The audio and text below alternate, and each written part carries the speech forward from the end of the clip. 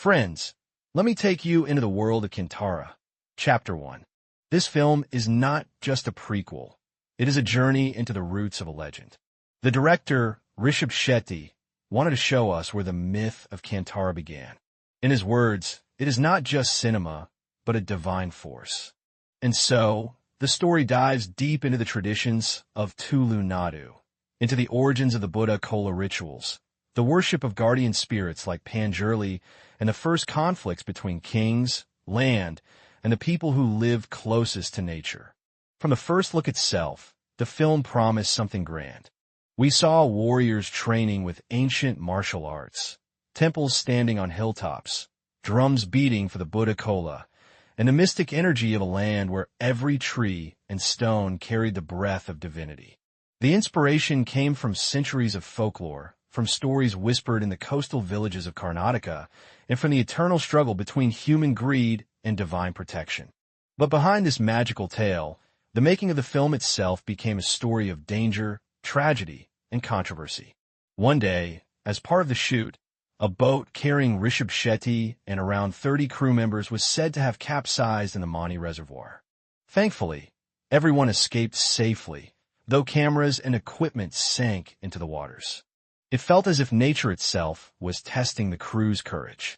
Later, the makers clarified that rumors had exaggerated the accident, but the tension was real.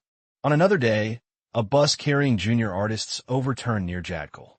20 people were inside, 6 were injured. Shooting had to stop, and the air was heavy with fear. But the team held together, healing, and slowly returned to their work. Then came the darkest moment of all. A young junior artist named Kapil drowned in the Saparnika River near Kollur during a break. He was just 33 years old. An FIR was filed, and questions of negligence were raised. The tragedy cast a long shadow on the film, reminding everyone that behind the lights of cinema are fragile human lives. And yet, the troubles did not end there. Locals began to complain that the crew had crossed their limits, venturing into protected forests, using explosives, disturbing the environment. There were protests, cases filed, and even fines imposed by the Forest Department. It seemed the themes of Kantara, man, forest, and land rights, were repeating themselves in real life. Still, the team pushed forward. Through all these storms, Rishab Shetty held on to his vision, to give audiences not just a movie, but an experience of devotion, mystery, and heritage. And what will the story of Kantara, Chapter 1, conclude with? We do not know every detail yet, but the signs are clear.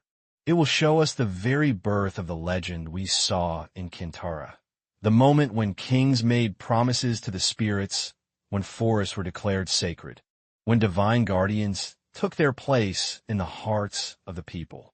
It will be the foundation stone, the mythic beginning that explains why the later generations in Kantara live and fight as they do. So the story of Chapter 1 is twofold. On screen, it tells of gods, warriors, and rituals. Off-screen, it is a tale of accidents, challenges, and human resilience. Together, both stories remind us of one truth, that when art seeks to capture the soul of a culture, it is never easy, but it is always worth it. Thank you.